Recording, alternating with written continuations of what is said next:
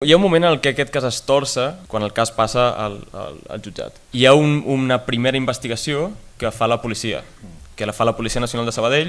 En aquesta primera fase de la investigació es fan coses malament, no es fan certes coses que s'haurien d'haver fet, com per exemple la policia situa el cos de l'Helena, situa l'Helena entre que desapareix un divendres i que la troben morta un diumenge de matinada, la situa a un pis de Calvet d'Estrella, no? On vivien Montserrat i Santi la Iglesia.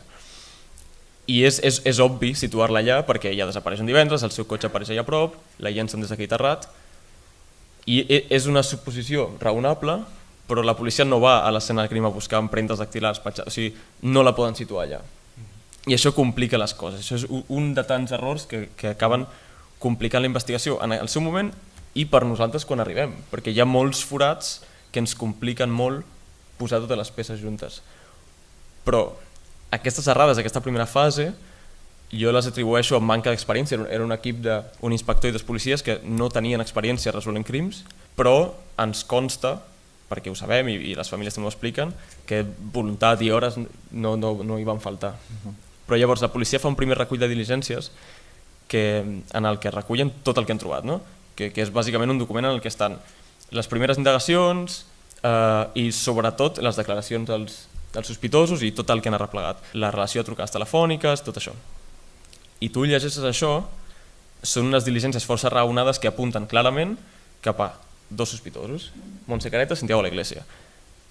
De forma molt òbvia, com et deia abans, perquè al final el cos el troben a l'edifici on ells viuen, hi ha un vincle amb la UES, i són amics de la UES, els anònims.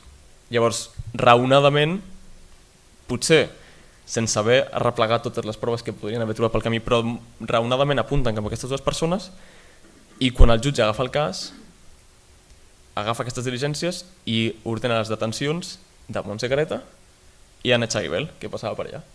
I a partir d'aquí el cas es comença a embarrar i el jutge, per algun motiu, que a mi em preguntaves per això, a mi se m'acudeixen dues coses. Una, un expedient obert a sobre la taula, tinc dues acusacions, tirem cap endavant, peti qui peti. I l'altra és pur masclisme, i és el que et dèiem abans. O sigui, ell decideix empresonar dues dones per un crim que és clarament un feminicidi.